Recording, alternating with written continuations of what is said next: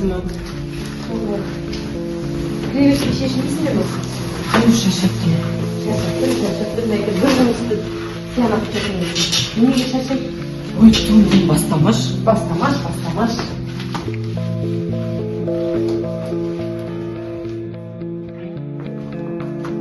Dursanç, elde düşün. Vaktim oldu. Vaktimiz kaldı.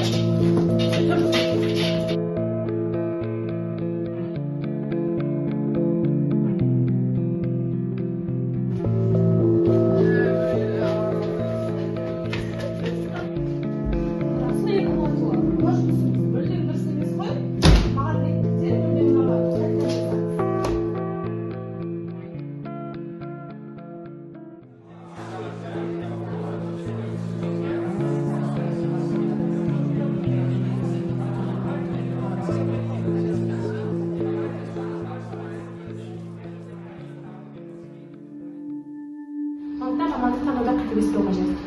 Көп рахмет, ойыңыз өте орынды. Ал сіздің ойыңызша? Ал сіз өзіңіз дұрыс мамандық таңдадыңыз ба?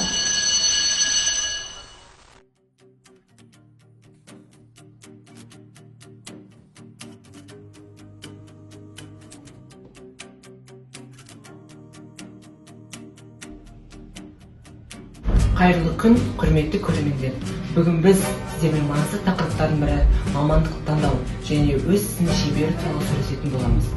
Сізді көргенімізге өте қуаныштымыз және сізге бір-екі сұрағымыз бар.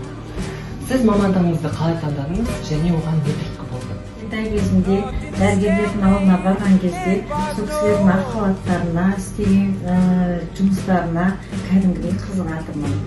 Жұмысыңызда кездескен неліктен қиындықтар қандай? Қалай шештіңіз?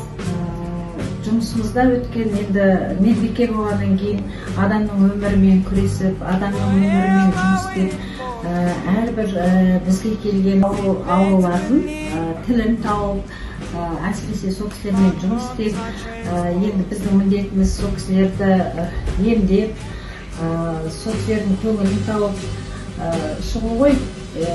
Расул Қамзатов айтқандай, ауруды қолының шеберлігімен және жүрегінің жылуымен емдеп, жүрегіміздің жылуымызбен емдеп, әрбір қиыншылықты жеңіп шығуға тырысамыз.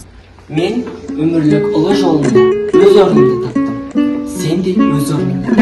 Әлі кеш емес.